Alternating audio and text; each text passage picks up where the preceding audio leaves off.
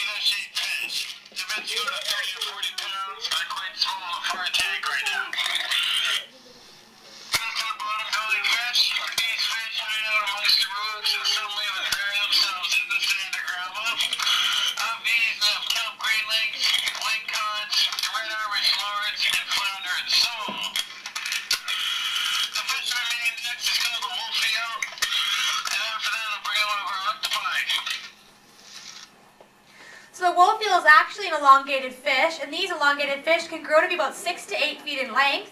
One of our largest and oldest male wolf eels has reached about 8 feet.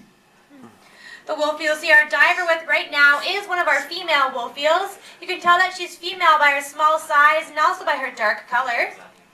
Although the female is a lot smaller than the male, she's a lot more aggressive.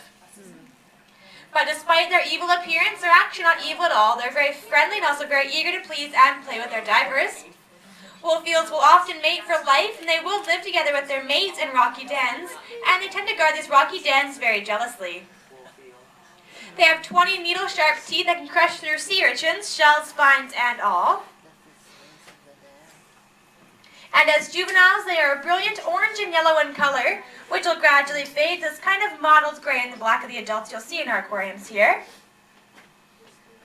So one of the main attractions we do have here is our giant Pacific octopus. Now the world's largest was found in our waters near Victoria, BC in about 1885.